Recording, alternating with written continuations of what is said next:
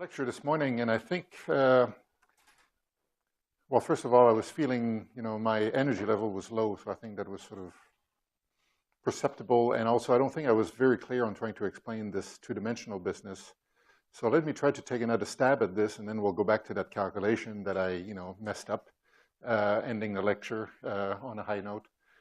So I'll try to do better, but I really want to, I think this two-dimensional business is really not that big of a deal. It's just that I don't think I explained it very well. So let me try again, and hopefully that'll, hopefully you'll see it a little bit better. So let's do something very simple. So I'm gonna stick with flat space-time. And I'm going to stick with Cartesian coordinates.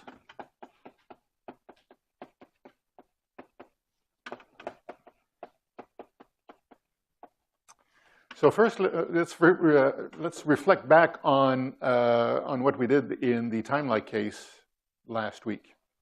So suppose I take a congruence of time-like geodesics, and I'll take the simplest thing I can think of. I'll take a congruence of time-like geodesics where x, y, and z is constant on each one, so that each curve is moving straight in a time direction. So that's really, a very simple congruence. And the point I want to make here in the time-like case is that if we consider the hypersurfaces orthogonal to that congruence, because clearly it's a hypersurface orthogonal congruence, the hypersurfaces that are orthogonal to those are the surfaces of constant t, right? So all the lines are moving up here, and then we take a cross, we take a surface across that, and those surfaces are t equal constant surfaces. And if I want to look at the metric on those hypersurfaces, well, what I need to do in the space-time element is to just get rid of dt squared, because dt is 0 on each one of those hypersurfaces. And that's just a statement that on those hypersurfaces, well, obviously I kill one dimension, and my effective metric, my induced metric on that hypersurface is going to be a three-dimensional metric. So here at this level, I don't think there's any mystery. That's why, because the metric on each hypersurface turns out to be three-dimensional, that's why we're talking about cross-sectional volumes, because each one of those hypersurfaces is what I would mean by the cross-section of the congruence, and the cross-section is three-dimensional, and therefore we're talking about three-dimensional volumes. And again, in the time-like three-dimensional case, if I want to go from the space-time metric to the three-dimensional induced metric on each hypersurface, well, the tool to do that is the h alpha beta that we defined in the time-like case, where we take the original metric g and add the UU term. The UU term has the purpose of killing off that t dimension over here, and what's left over when you look at h is a purely three-dimensional metric that is really a metric on those hypersurfaces that are orthogonal to the congruence. So in the time-like case, I think there's no big mystery, and the h alpha beta, well, continues to be meaningful even when you don't have a congruence that's hypersurface orthogonal. So now let's do the same thing in the light case again, just to try to understand a little bit better what was going on this morning. So suppose that I pick again the simplest congruence I can think of. I'll pick my tangent vector field k to be such that I'm moving along the t and x direction, and that's it. So I'm moving with the speed of light in the x direction, so I have a bunch of null rays all moving in the same direction and only moving in the x direction. So that's the that's the tangent vector field, and if I look at the vector k with the index down, I find that it's -1, 1, 0, 0. And what I find because of that is that it's actually the gradient of some function phi, and the function phi is equal to t minus x. And those are the surfaces to which the congruence is orthogonal in this weird sense where, the null rays are all going like this in the positive x direction. For you, that's the positive x direction. But the surfaces are also in that direction, so the geodesics are actually tangent in addition to being orthogonal to that hypersurface. That I cannot explain any better. It's at once normal and tangent to the surfaces. Okay, but now I want to play the same game, and what I want to do is to consider the induced metric on those surfaces that I'm defining here, the surfaces of constant phi. And a good way of doing this to construct that induced metric is to switch coordinates. Instead of t, I'm going to use phi as a coordinate to describe my flat space time. And the interest of doing that is that I can identify the induced metric on phi equal constant hypersurfaces by putting in d phi equals 0 in the metric. Right? So we're going to be using phi as a new coordinate, which means that dt in the metric is going to be expressed as d phi plus dx. And when I make the substitution, I find that, well, we get minus d phi squared. Then we get minus 2 d phi dx. Then I get minus dx squared from up here, but I kill that because of the plus dx squared that was there originally. And then we get dy squared and dz squared. So that's the metric, the full metric of flat space-time expressed in a new coordinate system that's adapted to my adopted null direction. Right? So if I want to know what is the induced metric on the surfaces phi equal constant, well, all I have to do is to say that on those surfaces phi is constant, right? So I kill off this term, I kill off this term in the metric, and what I find is what I found before this morning, that what's left over is not a three-dimensional metric, it's a two-dimensional metric. And that has to do with the fact that,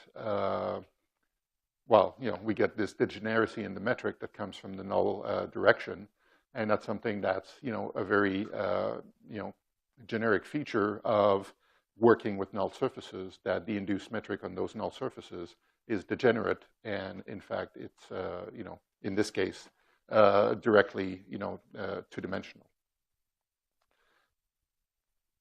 So that's what I was trying to say this morning, and I think it comes straight out of this very simple calculation, and that shows that when we're talking about null surfaces, null congruences, what we don't expect, so what we expect, the H alpha beta quantity, we expect that to describe a two-dimensional metric, not a three-dimensional metric as we had in the time-like case. And in a similar way, we don't expect to have cross-sectional volumes anymore. What we'll have are cross-sectional areas. And basically, everything becomes effectively two-dimensional. So I hope this helps. At least it's a more direct, way of saying what I was trying to say this morning.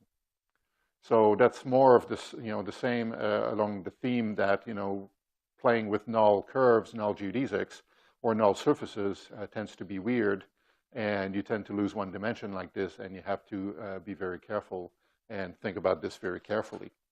Now, just to complete this story, if we want to go from the full spacetime metric down to the metric on each hypersurface phi equal constant, well, what we need to have is an H alpha beta that will have this property of being two-dimensional.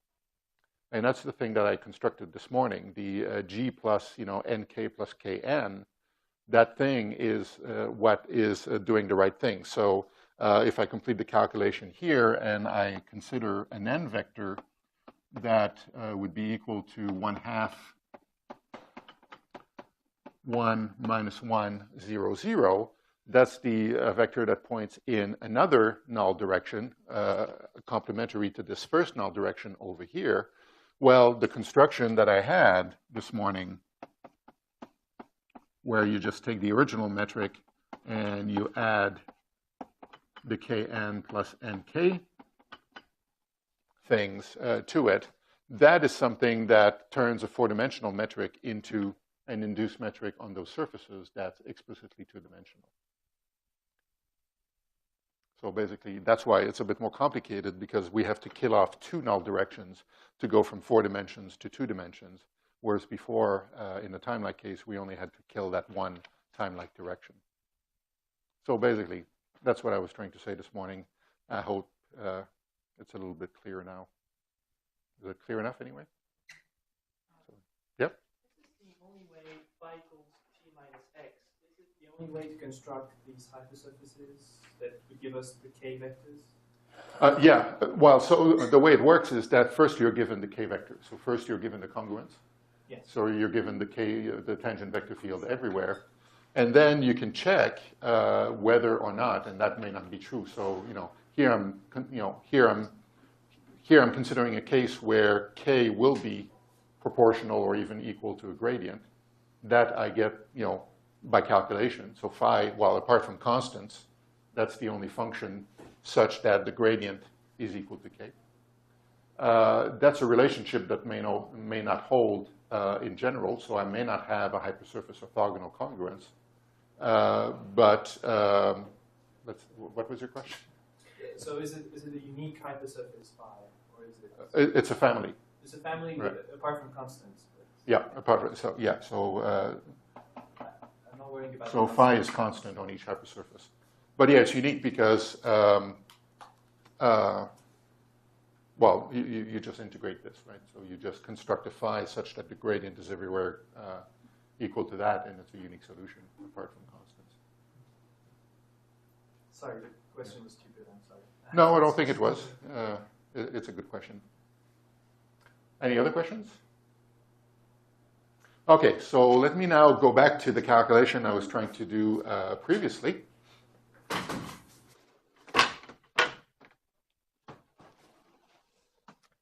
So just to recap, so we have this transverse metric that now we know how to construct.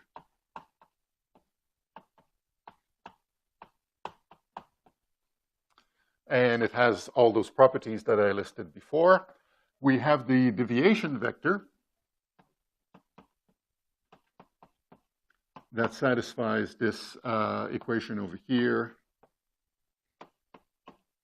Sorry, that's C.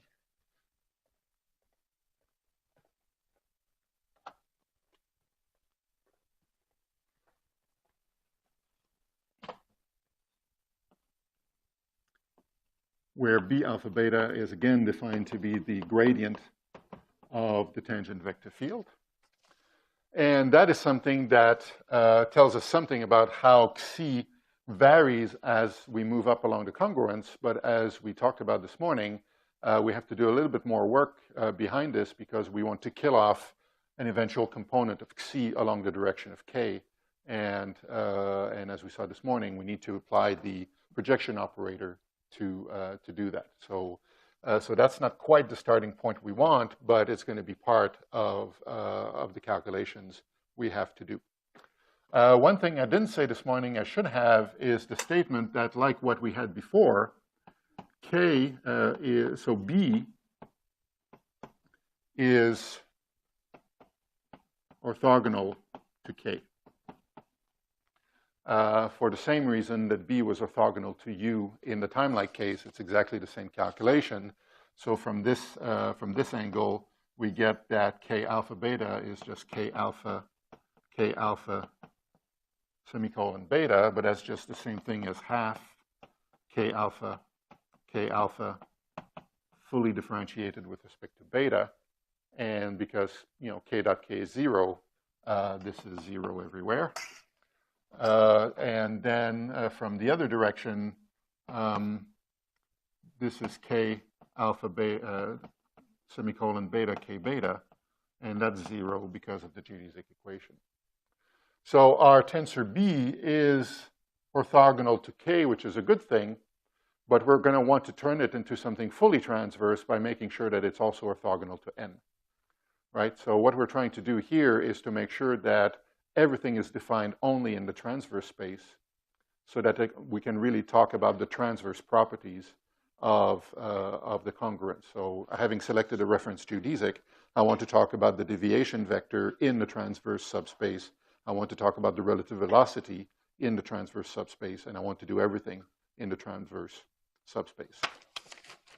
So we have these properties, but these guys are not 0. There would be no reason for that to be true. Okay? So that just means that we need to put a little bit more refinement to this to achieve what we want to achieve, which is, again, a purely transverse description of what's going on.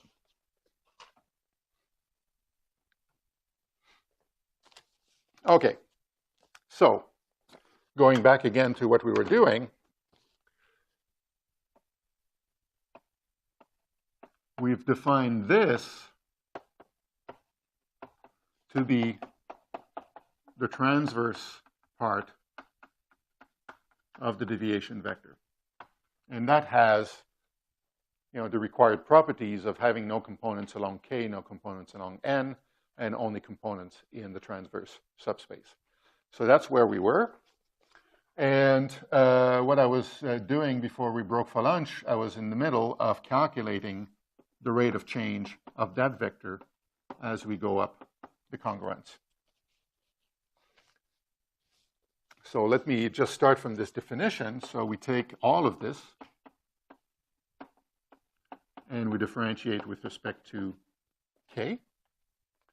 So first I get the transverse metric differentiated. And we're going to have to calculate that. And then we get the transverse metric multiplying the, the gradient of C in the direction of K, which is just given by our B tensor over there. So this is B mu beta C beta. So I'm going to leave it at that. I want to work on the first term.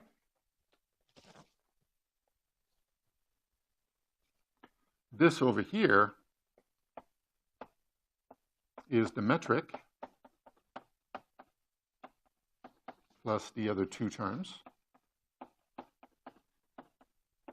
And all of that I differentiate with respect to beta, and I take that in the direction of K.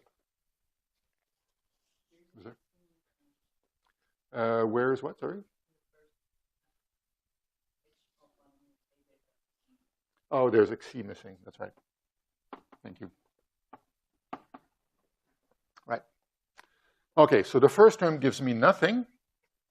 The second term, if I differentiate K alpha and then I do that in the direction of K, I get 0.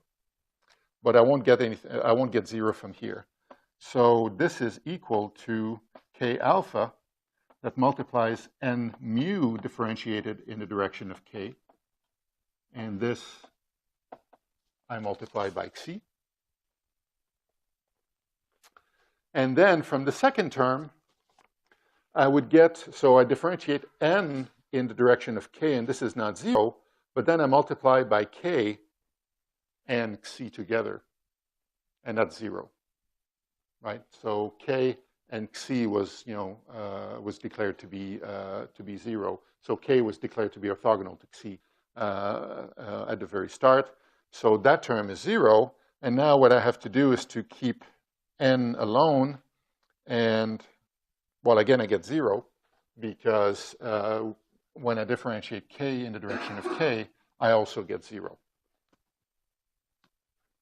So from that little calculation, I only pick up one term. So what do I get?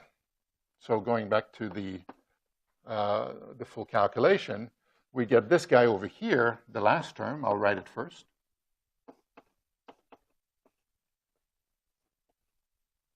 And then I get an additional term, which is C mu and mu differentiated in the direction of K, and all that multiplying K.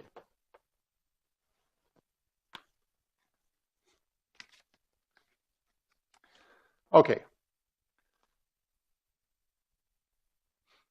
What I'm trying to do here, again, is to define something like a transverse velocity between two neighboring geodesics. So a velocity that would be purely defined in the transverse space.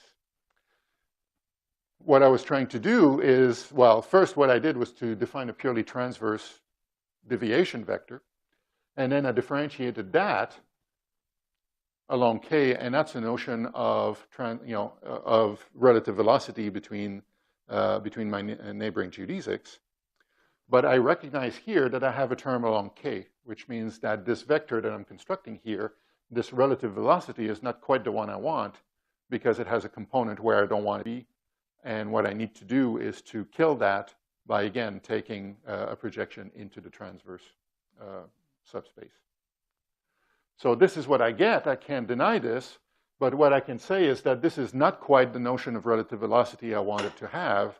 The one that so the notion of relative velocity I really want to have is the one where I take this and I project it down to the transverse subspace. So the transverse relative velocity between neighboring geodesics is this vector that I just calculated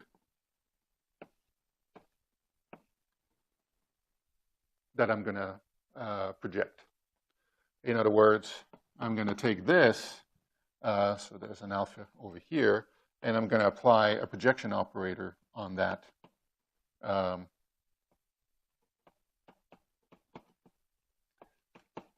And this is going to be the notion that I really want for, for a relative velocity vector that has this property of being purely transverse. Which means that I'm going to get, from this line up here, I'm going to get h alpha mu. Over here, I'm rewriting the indices here, so it's going to be h mu. So instead of calling this, so this was alpha differentiated, now I have xi mu differentiated. So this alpha has been turned into a mu. I'm going to turn this mu into a nu to make sure that I don't confuse indices. And after projection, I don't get that. So now I'm happy because everything is properly, projected down to the transverse space. And I can even simplify this a bit because here you notice that I have two applications of the projection operator, and that's as good as having one application of the transverse operator.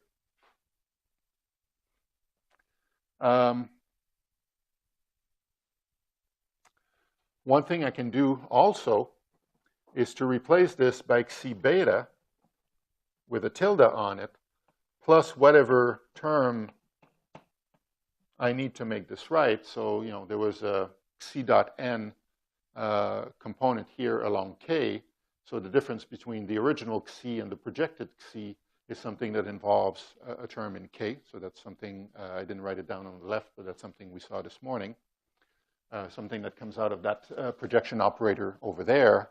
And the point is that it makes no difference because B is orthogonal to K, right? So it doesn't matter here whether I'm dealing with Xi or Xi tilde. It's the same thing after multiplication by B. So what do I get after all this? I get H alpha nu, B nu, beta, and then I get Xi beta. Yep. So what would have happened if before taking the transverse of xi, we had taken the covariant derivative of xi, yep, and then taken the transverse? Only after taking the velocity. You would have ended up with a lot more terms in K or N.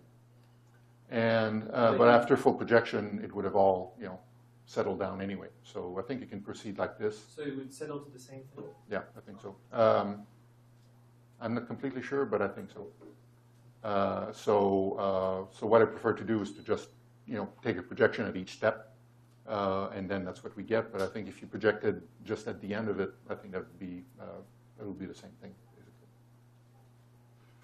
Okay, I'm going to do one more thing, and it's going to seem silly. I'm going to express this as H beta, I don't know, gamma, C gamma. I really don't need to do that, but I'm going to do it anyway. This is already obtained from C by an application of the projection operator. What I'm doing here is to apply with the projection operator again. and it makes no difference because one application is just as good as two applications.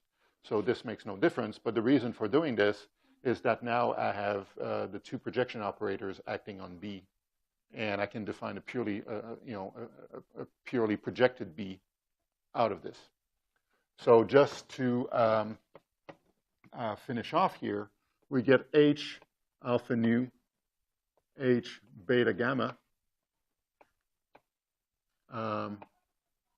multiplying B and multiplying C gamma.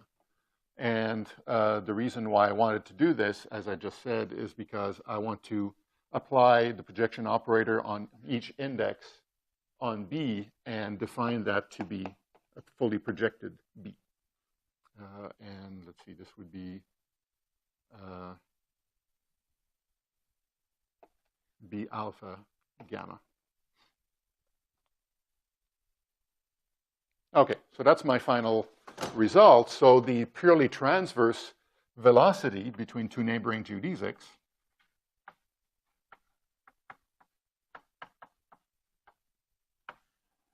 so the fully projected thing is then a fully projected B multiplying a fully projected C. And that's a neat way of expressing all of this. And then B alpha beta is just the same thing as H alpha mu, H beta nu acting on the original B.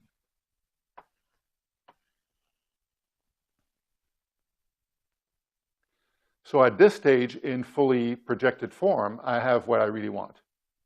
I have something involving a projected deviation vector that lives purely in the transverse space. I have a purely transverse relative velocity between neighboring geodesics, and all of that is expressed in terms of a fully transverse B quantity, which is the analog to what we had in the timelike case, where projection was all irrelevant because it was all built in. Now we've got everything down in the transverse subspace, including that gradient tensor B, which is now a projected version of the original one. Just to recall, B mu nu is the original gradient of the tangent vector field. Okay, so this is really the transverse. Well, I wrote it up before. The transverse relative velocity in the null case, all fully expressed, as I just said, in terms of fully projected quantities.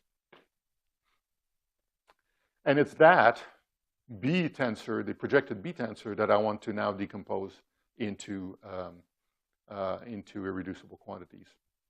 So in the same way we did before, but now we do it purely in the two-dimensional subspace, we're going to be decomposing B tilde alpha into a trace part, a symmetric trace-free part, and then an antisymmetric part. So that's the decomposition into irreducible parts.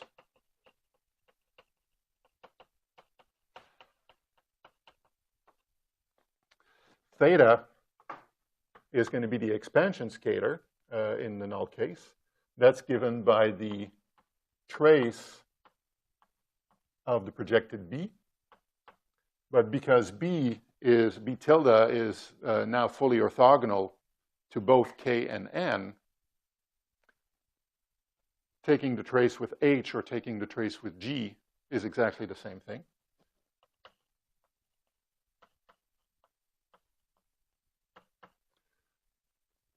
And if you boil it all down, I'll do the rest of the calculation in a second, but after some steps here, you find that this is just, again, the usual four-dimensional divergence of the vector field K. I have to complete the calculation to convince you that this is really true. The shear tensor, so this is the expansion. The shear is going to be the symmetric part of B tilde minus the trace. This is the shear tensor. And the rotation tensor is going to be the antisymmetric part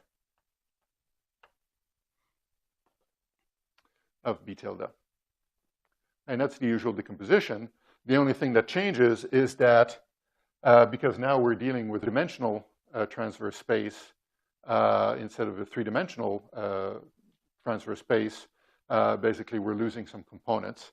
And instead of having a 1/3 here, we get a 1/2. Because when we take the trace over h, we get a 2 instead of a 3.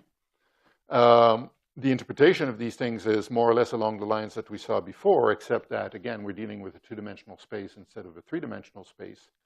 And one thing that changes, though, is that instead of having the rate of change of the fractional range of cross-sectional volumes, the expansion now is going to refer to cross-sectional areas.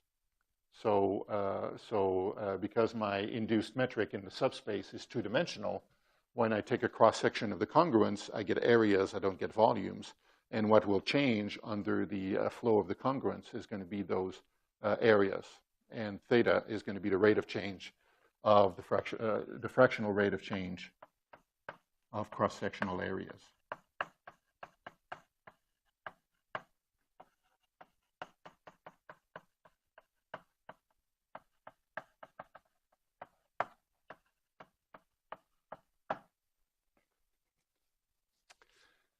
So after you do all the projection business, pretty much everything is back to where we were in the three-dimensional case, well, in the timelike case, except for this loss of dimension. But other than that, it's pretty much all the same.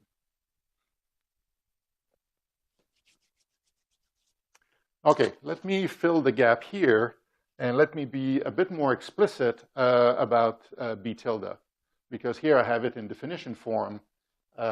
It's good to expand this out so that we know a little bit better what it stands for.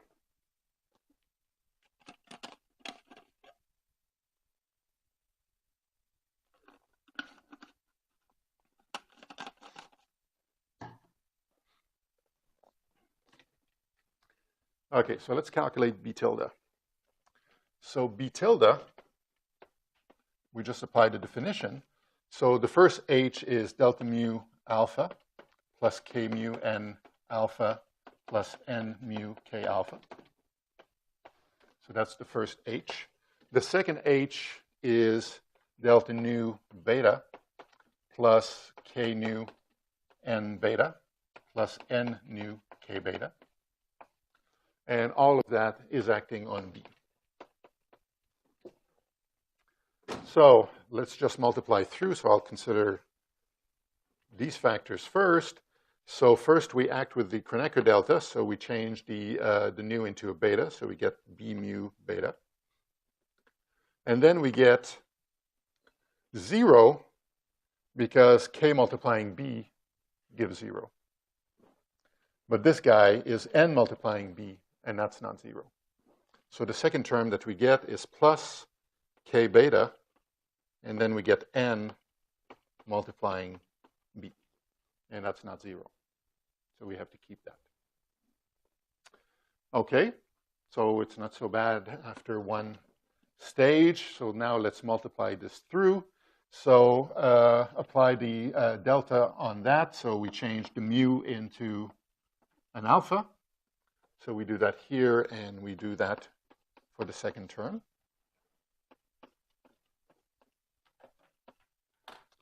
So that's this multiplying all that. Now we multiplied this by all that. And here again we get 0 because k will multiply b, and that's 0. And k will multiply b again here, and that's again 0. So nothing comes from the middle term, but now we're going to get a whole bunch of terms from here.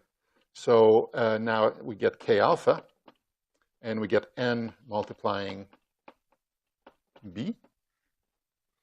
And here we get k alpha, k beta, and we get n mu and nu multiplying b. And that's our final result. The projected B is the original B plus a term in K alpha that multiplies N mu multiplying B. Then we have a term in K beta that multiplies N nu multiplying B.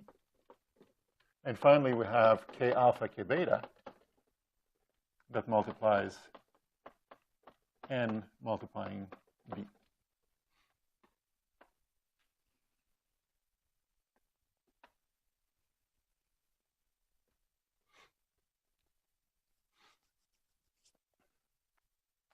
So that's a handy expression. So basically, we know that this has no components along K or N. That's true by construction. This had components along K that are killed off by this, and that, K and N.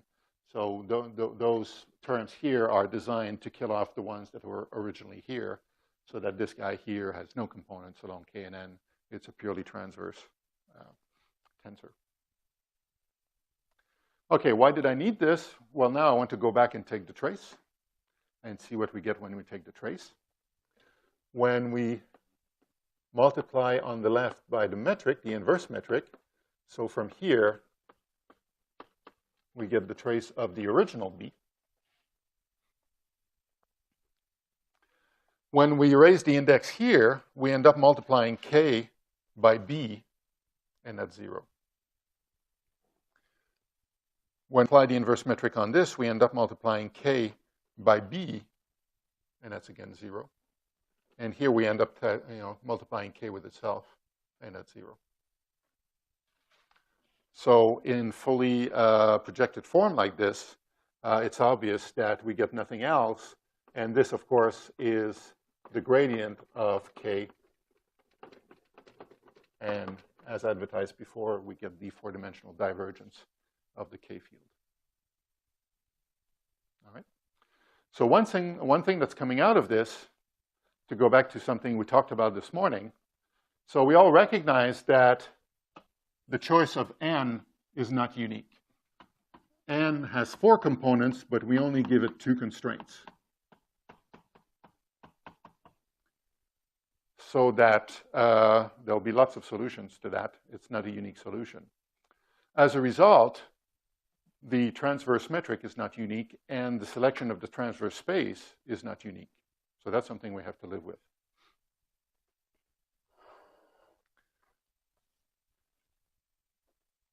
B tilde, because it depends directly on H, is also not going to be unique. So the choice of N will influence the choice of H, and then everything else that follows from that. But theta, the trace part of B tilde, after doing this calculation, we notice that it's independent of N, independent of that choice. So one very important property of the congruence, the rate of expansion, is something that's independent of that null direction. And that's useful information. And then there'll be other things that also will be invariant under a change in N. In one of the next homework problems that I'll give you, I'll ask you to work this out completely. So what happens if you pick a different N that also satisfies those definitions, but it's a different N, and what are the changes that would occur in all the quantities that we're constructing here, that we're calculating here. So one thing you would find out is that by doing this calculation is that, okay, even though theta is invariant under a change in N, the shear tensor will depend on the choice. And the rotation tensor also will depend on the choice. So those things are not unique. They will be impacted by the selection of the vector N. But nevertheless, there's still some invariance properties that these guys will satisfy that I'll talk about in a moment. All right. Any questions about that? Yep.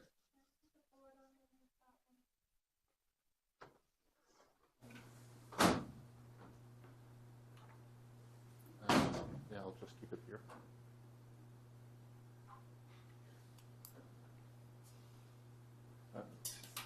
Yeah, I can't move the other one.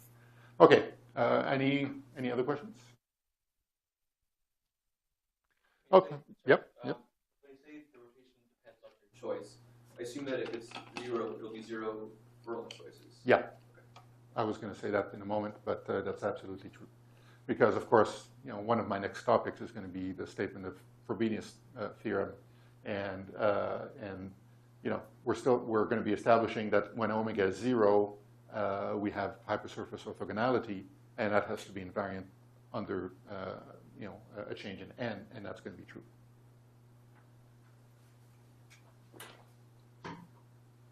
Okay. In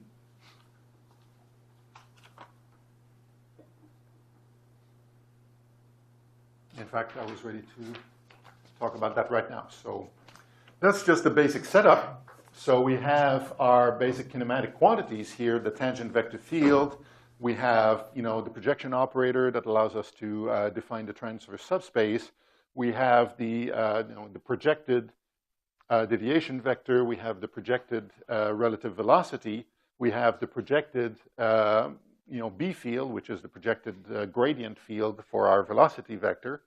And then we have our decomposition of the B tilde into irreducible parts. And each of these things here are characterizations of what's happening to the congruence. It tells us how it's propagating and what the congruence is doing as a result of its flow. And for example, if theta turns out to be positive, we know that the congruence is going to be diverging. If theta is negative, it's going to be converging. The fractional rate of change of the cross-sectional areas is measured by theta. In a little while, I'm going to write down Ray-Choudhury's equation for those quantities, the analog in the null case of what we had in the timelike case. But before I do that, I want to talk about the hypersurface orthogonality condition, and I want to relate this to the fact that in order to have a hypersurface orthogonal congruence, we need to have a 0 rotation tensor.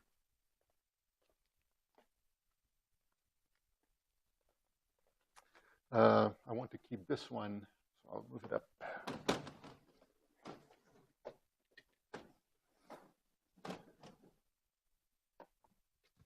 Okay, let's talk about Frobenius.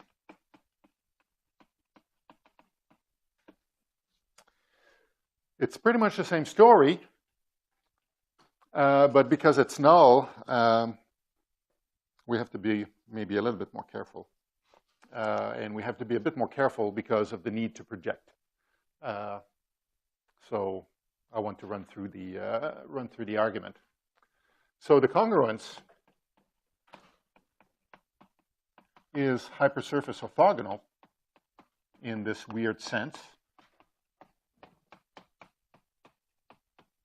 So maybe I should put it in quotation marks. Is hypersurface orthogonal if my tangent vector field is proportional to a gradient. So that was the condition in the timelike case, and that's also the condition in the null case. And then the statement is that the congruence is going to be orthogonal to surfaces of constant phi.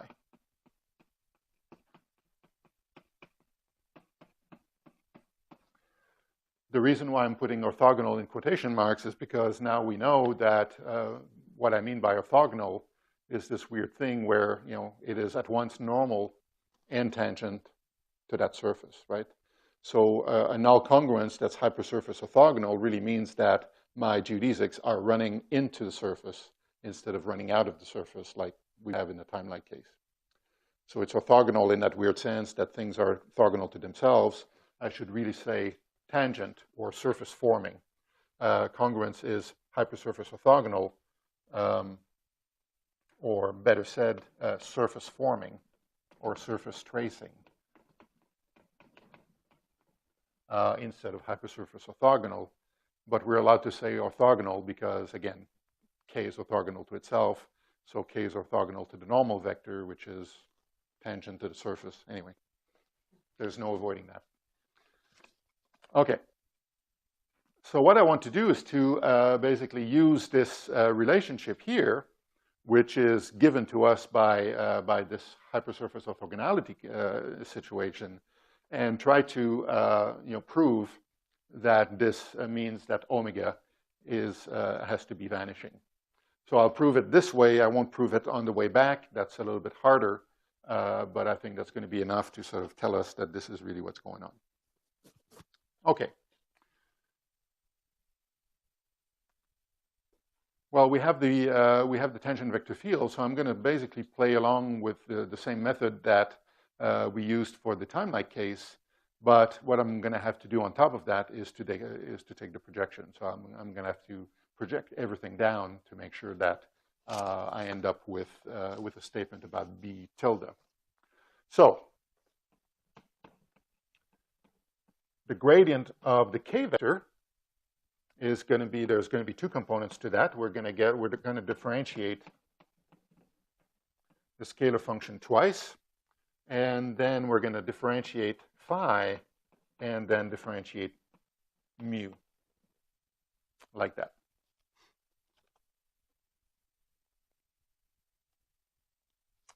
And what I'm going to do is to then say that B, which is the thing on the left-hand side, is going to be minus mu, the scalar function differentiated twice. And then I'm going to put a 1 over mu here and call this K and call this grad mu. Was there a question? Yeah. Okay. So, same thing. Okay, but B is not what I need, right? So I have B, but what I really need is B tilde. So I need to work out what B tilde is. And B tilde is this big mess over there. So in order to calculate B tilde, I have to calculate the products of B with N. So let me do that. Yeah?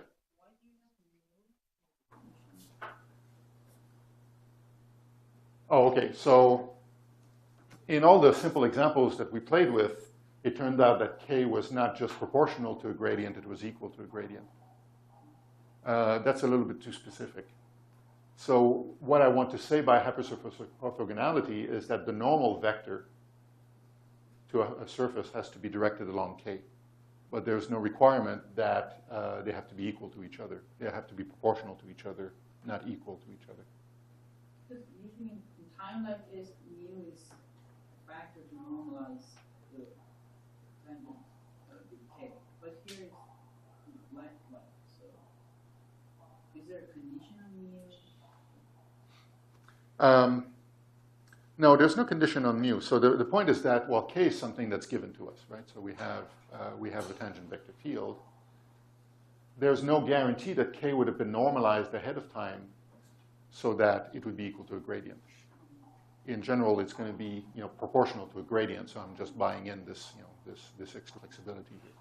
So it would be just a little bit too restrictive to make it always equal to a gradient. In fact, at times it's not always true like that. Okay, so that's the reason for including a prefactor to in my relation here.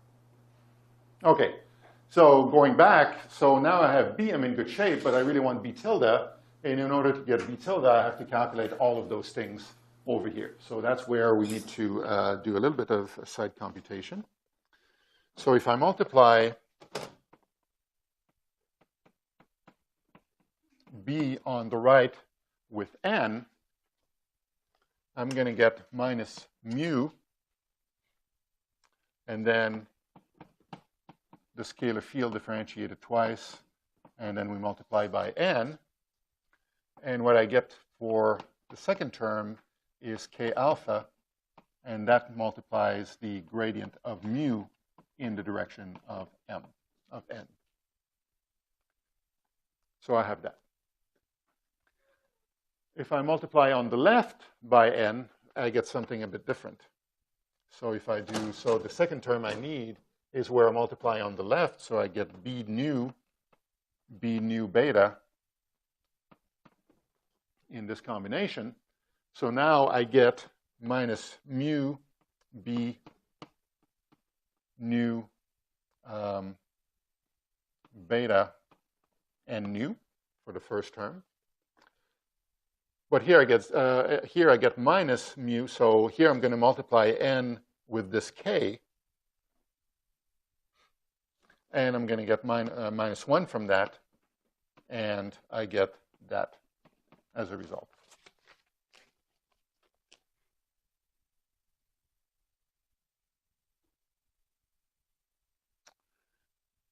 All right. And if I multiply both on the right and on the left, then it doesn't matter how I do it. So if I do it with this guy and multiply by n alpha, I'm going to get minus n mu nu, n mu, n nu. And here I'm multiplying on the left, so I'm going to get minus 1 mu. There are too many mu's here. D mu mu in the direction of n.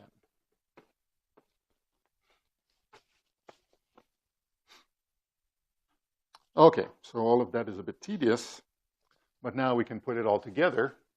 And I'm going to plug all of this into the first expression over here. So I'm going to go to, I won't be able to see the board anyway. So let me go back over here.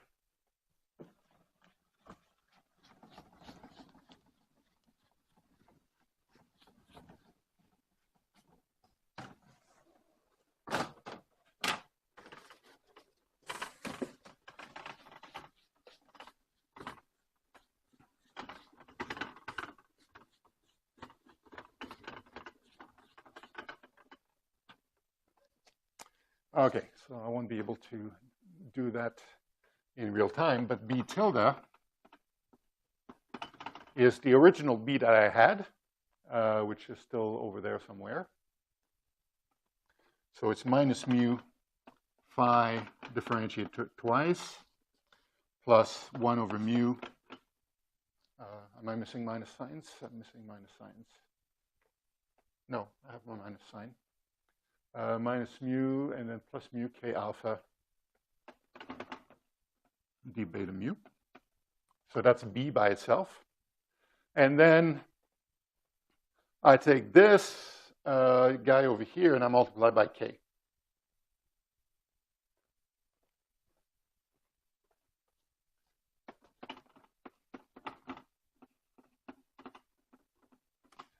So what I get over there is mu nu beta and nu. And then for the second term, I get minus 1 over mu k alpha. And then I differentiate mu, and that's it, in the direction of beta. All right. And then for the other guy, I get everything. So I get a k beta, and then I multiply this guy over here.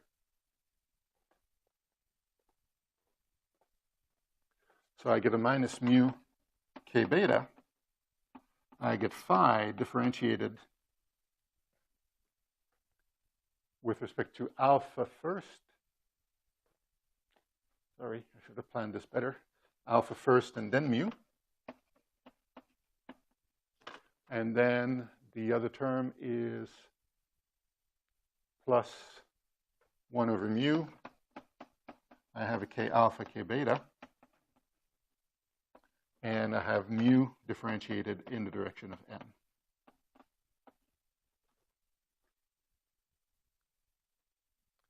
All right, that's what we have.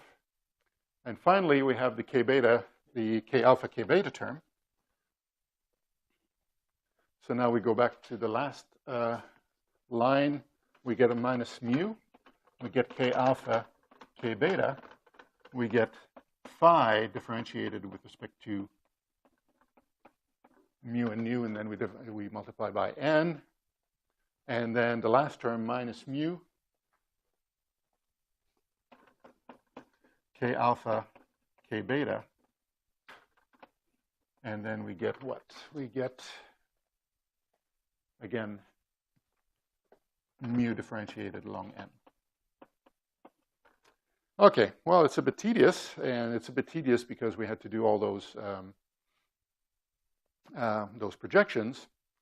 But now the good news starts, because we get a whole bunch of things that cancel out. This cancels out with that, and this k alpha k beta term cancels out with the other one over here. So if I just clean this up a bit,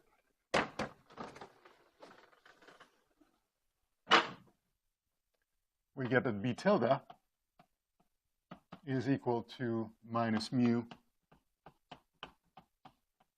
phi differentiated twice. Then we get minus mu k alpha, and we get phi differentiated with respect to mu beta, and we multiply by n mu. Then we get minus mu k beta. We get phi differentiated with respect to alpha n mu in the direction of mu. And finally, we get k alpha k beta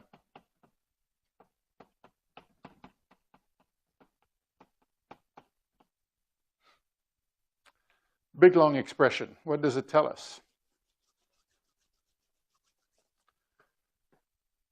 This is symmetric under the exchange of indices, right? If I differentiate a scalar field twice, it doesn't matter in which order I do it.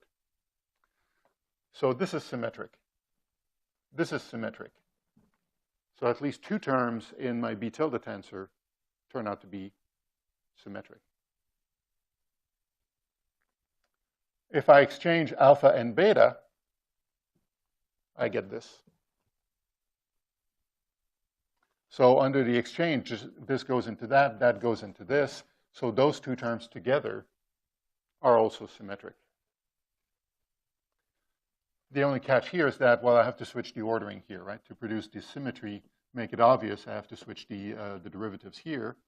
But that's fine, because we already know that this operation is a commuting operation. So the point is that the result of this computation is the statement that this is a symmetric tensor. And if it's a symmetric tensor, it means that its antisymmetric part has to vanish. And the final outcome of this is that the rotation tensor vanishes.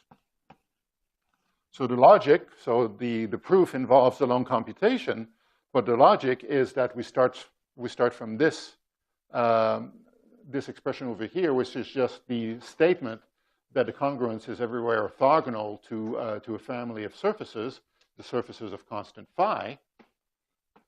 So if we have that condition, then we have that k is everywhere along, aligned with the normal vector to the hypersurfaces, which means that it has to have this form.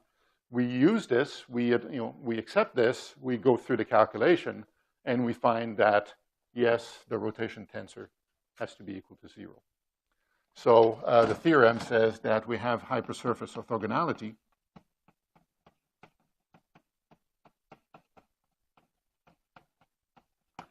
when the rotation tensor is 0, which, of course, is what we also had in the time-like case.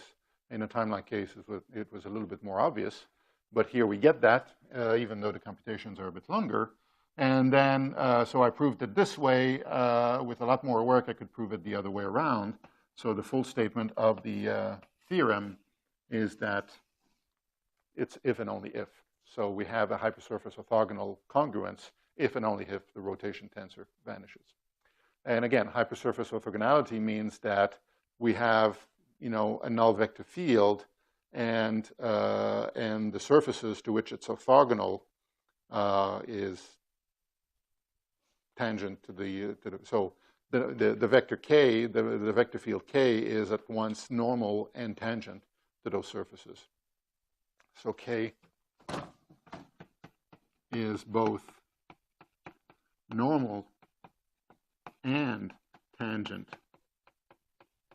to the hypersurfaces. So we have a whole bunch of surfaces, and on those surfaces we have a whole bunch of null geodesics. And we have a whole stack of those hypersurfaces because we have a whole family of them. And the congruence is, is such that they always run, tangent to those family of hypersurfaces. Yep. Well, we had the same statement in the timeline case, right? So we also had that same connection between the rotation tensor and hypersurface orthogonality in the timeline case. Now we have it also in the null case. Yeah. And this version of the proof is restricted to, this version of the Frobenius theorem is restricted to geodesics. In the book, I tell you a little bit more about that. And in fact, there's a version of this that's not restricted to null geodesics. You can have null curves that are not geodesics, and you still have a statement of hypersurface orthogonality like this. And there's, an analogous statement that's more general than the one I just wrote down here. Yep. So you just proved that in the forward direction. If the converse wasn't true, that omega alpha beta equals 0 implies that, then would it still have been a useful statement? It would what? Sorry. Would it still be a useful statement? If yeah. So if one part was missing, so if we could prove it this way and not the other way, then it's still useful because. Well, if we have hypersurface orthogonality, we can set that equal to 0. So that's still useful. It's more useful if you have it both ways because you can say that, well, if you have that, then you know that there's a bunch of surfaces to which to which the tangent vector field is. Sorry. If you know that, then you also know that you have this whole family of hypersurfaces to which the congruence is normal or tangent. So so in actual fact, you can prove it both ways, and you have both if and only if. So it works. It works like that.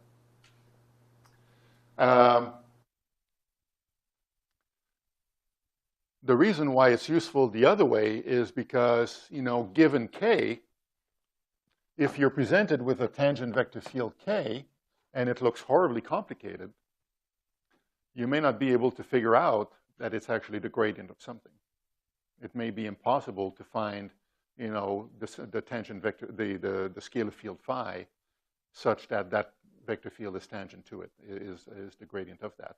So when you're presented with k, it would be very difficult to integrate the equations to figure out if it's really the gradient of a scalar field. But something that's easier to do, even though there's some steps involved with that, there's an algorithm where, you're given k, you pick an n, and you calculate an omega. And if you find that it's 0, then you know that you have a hypersurface orthogonality. And if you know that, you might you might be more motivated to find a solution to those differential equations that will tell you what phi is. If you didn't know that a solution existed, well, maybe the motivation would go down a bit. So it's easier to know that you're looking for something that exists than looking for something that may or may not exist. So the needle in the haystack, you better know that it's there to be found. Otherwise, why would you? So the point is that this is a much easier route to identify whether or not you have a hypersurface orthogonal congruence. Okay, other questions? Okay, so that's Frobenius. The last part of that story is to write down Ray-Chowdhury's equation. And that will complete the picture, and then we'll have our focusing theorem for null geodesics.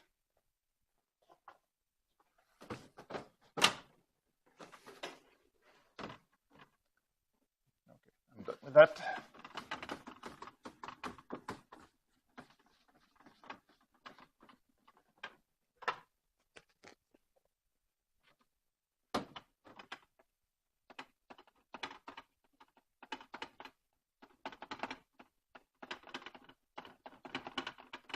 So that's Ray-Chowdhury's equation.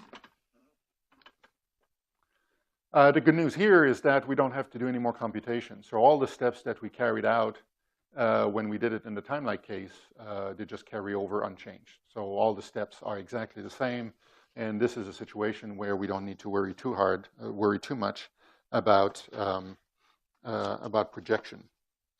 So from the timelike case,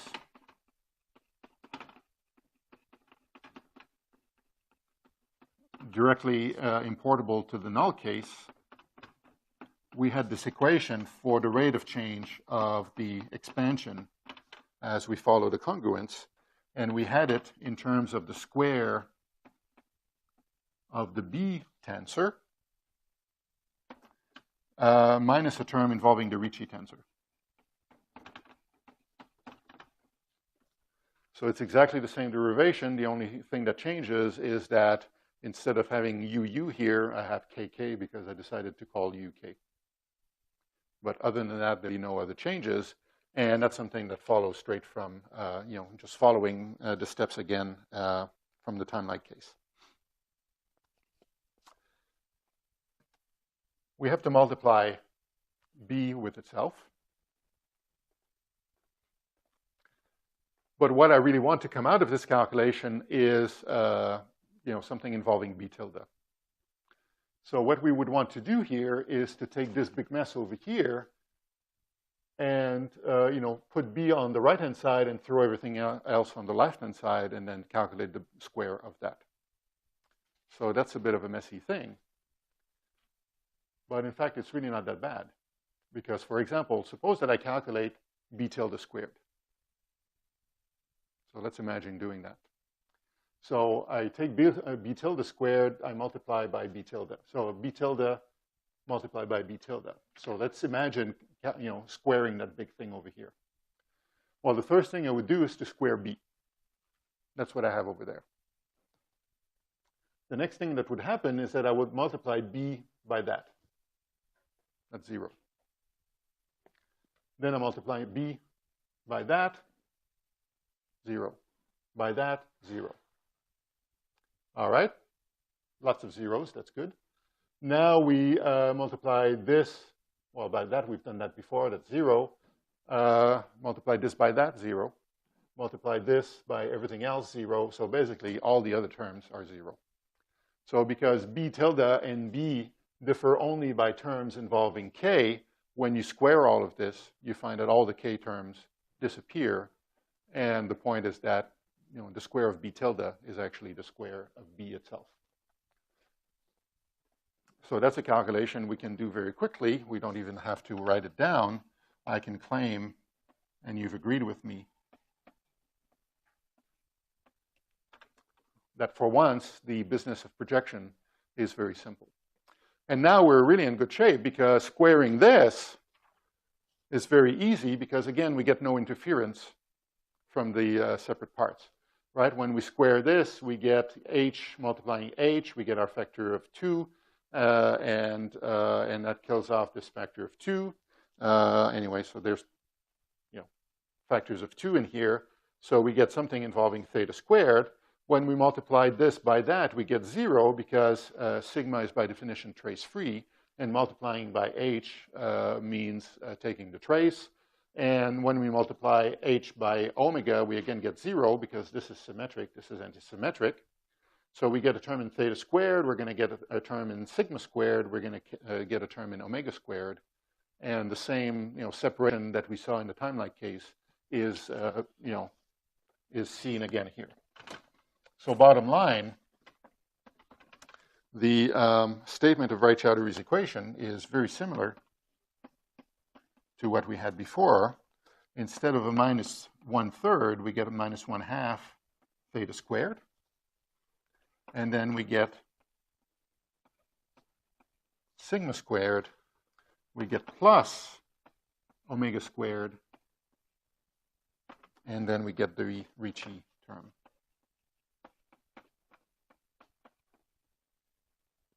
That's Wright-Choudhury's equation in a null case. Basically, it's identical to what we had before, except that in the timelike case, we would get a 1/3. Here we get a 1/2. Again, it has to do with this 1/3 being changed into a 1/2. Is that you raising your hand? No. Okay. Right.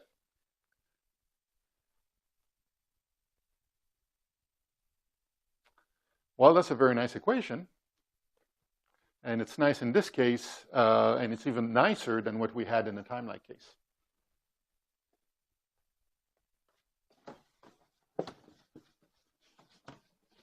Why nicer?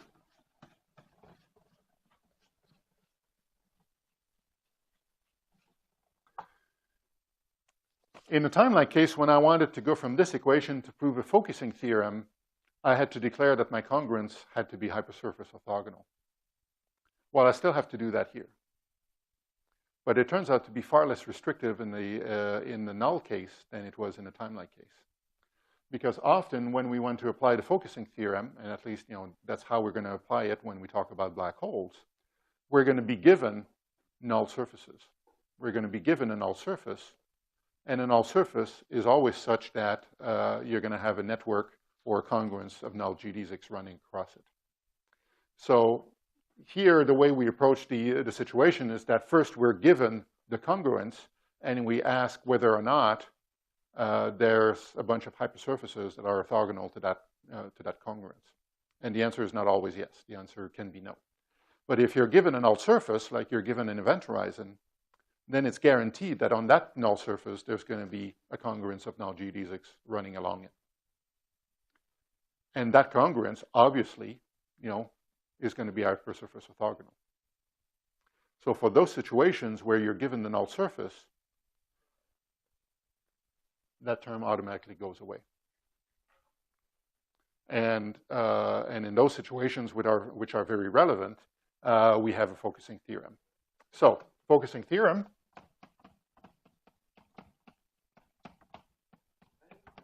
Yeah.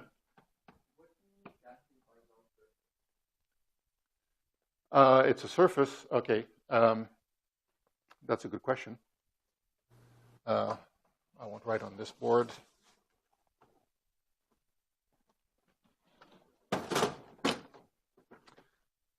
So a hypersurface is some restriction on the four coordinates of the form a scalar function of all four coordinates is constant. The normal to the surface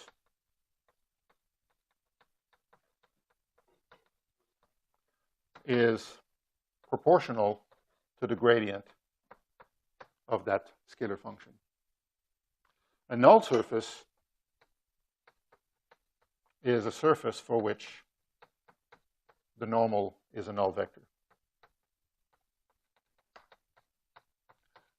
Meaning that if I take the normal vector and I calculate its norm, I get 0. That's what I mean by a null surface.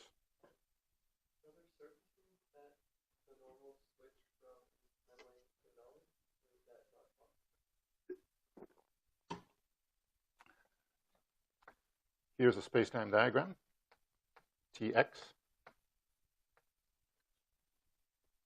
right? Switches from being space-like to being time-like.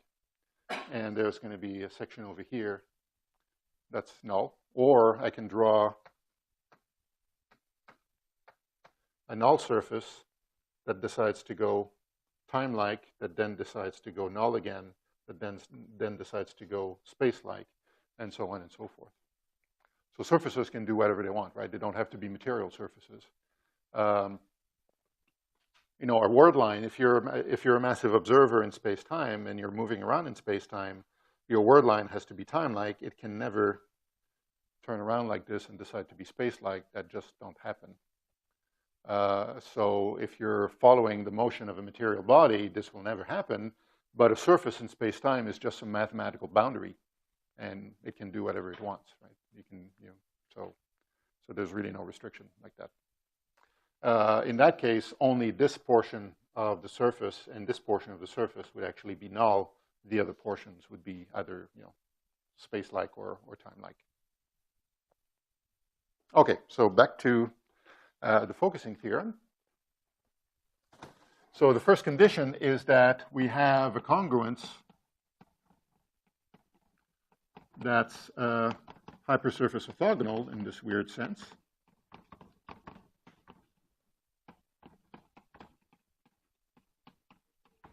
So that omega is 0. And we're going to apply a condition on the Ricci tensor to guarantee that this term is positive or non-negative.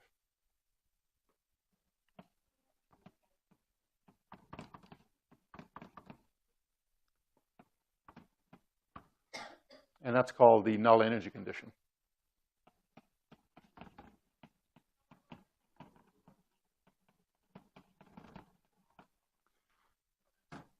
Now, really, it's only a condition on the, it's really a condition on the Ricci tensor, so we may or may not care about the connection between the Ricci tensor and the stress energy tensor. But if we have the field equations, then this guy over here is 8 pi T alpha beta minus half T G alpha beta K alpha K beta. But the second term here doesn't matter because K is a null vector. So what I'm writing down here is really T alpha beta, the components along K. And that has an interpretation as an energy density, at least the limiting case of an energy density as measured by an observer that would move with the speed of light or almost at the speed of light. And then if you say that your spacetime should have only positive energy in it, then you're saying that physically this you would expect to be positive, and therefore you would expect the Ricci tensor to satisfy this criterion as well. So those are the conditions we need to put in to formulate our focusing theorem. And if we have this being positive, the negative sign turns it into a negative number. This would have spoiled the theorem if we had it, but because of the plus sign, so we remove it. And this is guaranteed to be positive because sigma is a spatial two-dimensional tensor, right? And the square is guaranteed to be positive because it's a spatial tensor. It has no entry along the time direction. So we get a bunch of terms that are negative in here, and that guarantees that, as we had in the time-like case, the rate of change of the expansion has to be negative, or at least non-positive. You had a question? Should that T alpha beta minus half T not be half R? Because it's the Einstein equation, so it should be R, not T. That T alpha beta minus half capital R. I'm sorry, I'm not getting that. You have minus half T G alpha beta there. Yeah. Should that not be an R for the Ricci scalar? You can reverse the Einstein equation. So the Einstein field equations are G equals T, or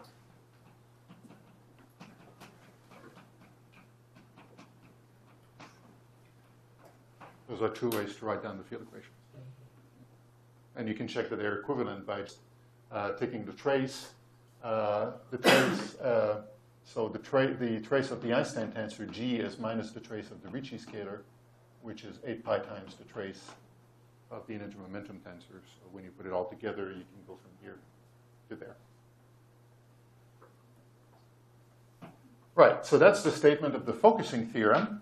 And again, it means the same thing it meant last week. So if you have a congruence that's initially diverging, it will diverge less rapidly in the future. If you have a congruence that's initially converging, it's going to converge more rapidly into the future. And if it's converging and it continues to converge more rapidly, it's going to converge catastrophically at some point, and you're going to get caustics forming. You're going to have crossings of geodesics. So theta initially negative leads to crossings, which is the same thing as saying caustic formation.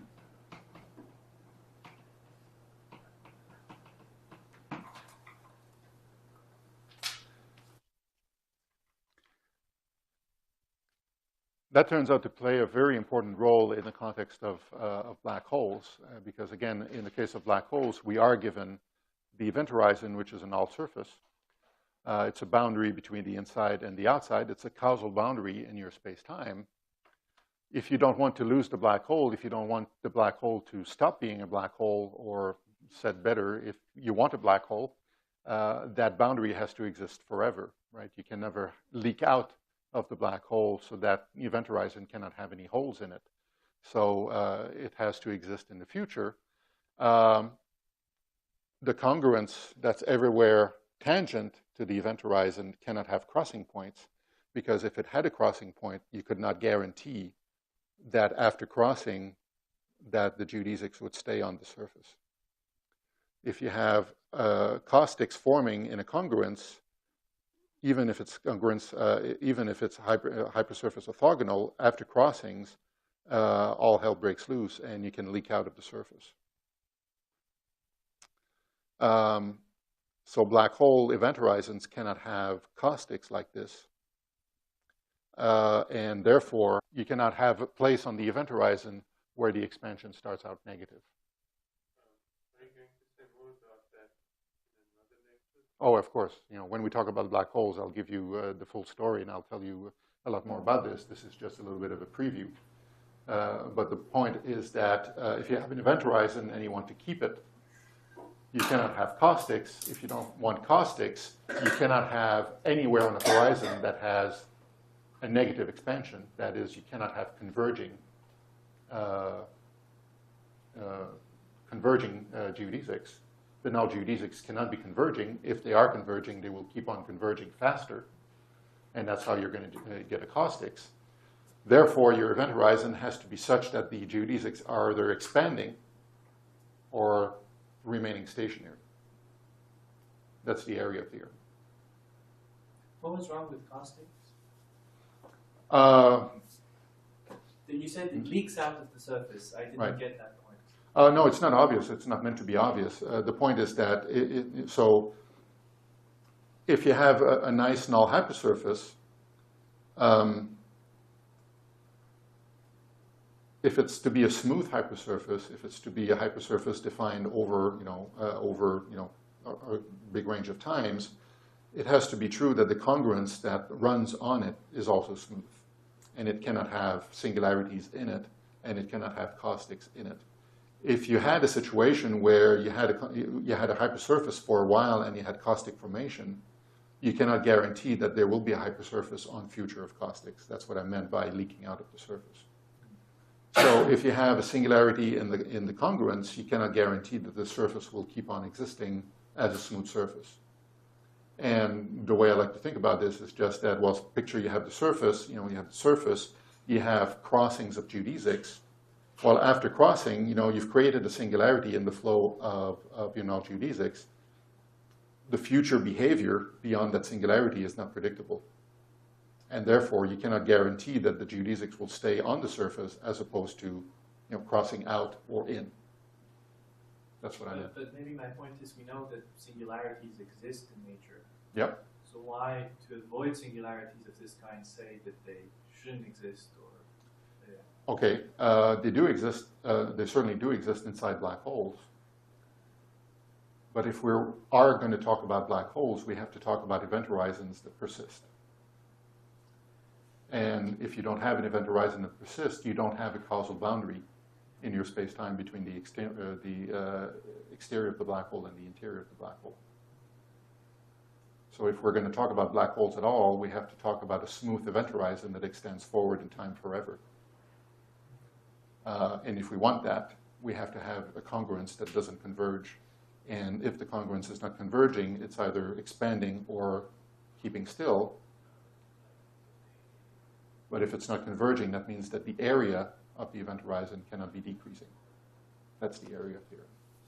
So we'll come back to that. I'm just throwing that at you because it's all coming out of the consequence of the focusing theorem, which is itself a consequence of Ray-Choudhury's equation.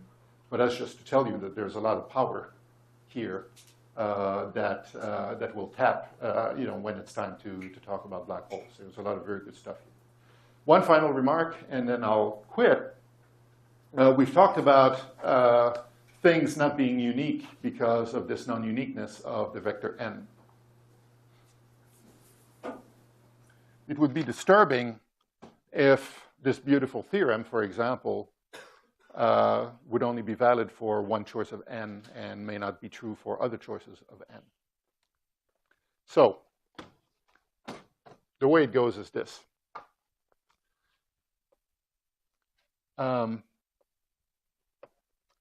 Theta is unique, independent of n. Sigma and omega are not. So you change your n, you'll change your sigma, you'll change your omega. However, sigma square and omega square are unique, which means that each term in this equation is independent of n. So Ray-Choudhury's equation is independent of n, and the statement of the focusing theorem is independent of n.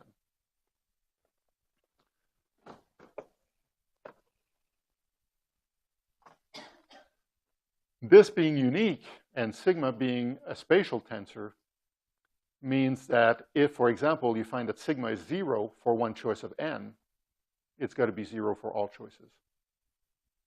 Because if it's 0 for one choice of n, that's the only way that sigma squared can be 0.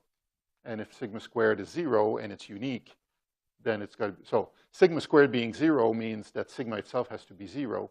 And if this is unique, then the sigma that we get out of it has to be unique as well. And that's the same for omega. Omega squared is unique. Omega squared can only be 0 if omega itself is 0. And that statement is also independent of n. So the statement of hypersurface orthogonality is independent of n. So if you do a calculation where I'm giving you, a tangent vector field k, and then you go and pick your favorite n, and you do the calculation of omega to decide whether or not it's hypersurface orthogonal, if you find that for your n, omega is 0, then you can be sure that it's going to be 0 for any choice of n, and that therefore the conclusion that it's hypersurface orthogonal is not, subjected to that choice. So it's good, because otherwise it would, nothing would make sense if that were true, right? If that was not true, we would be in trouble, and these calculations would be very meaningless. That's not obvious. You have to do a bit of work to prove these statements, and in the next homework assignment, I'll ask you to go through that. It takes some work, but it's doable, and you can work out basically the transformation properties of each of those quantities under a change in n. So if you pick a different n, you can figure out how these things will change given the change. Okay, so that wraps up chapter 2. So next week we're going to be launching into chapter 3, which is all about hypersurfaces. So some of what we've talked about will come back, but now we'll do it more systematically. And again, we're going to go from time-like and space-like, which are easy, to null, which is, again, subtle and subject to all sorts of little puzzles. So we're going to have fun with that for a while. Any questions about any of this? No? Okay, so I'll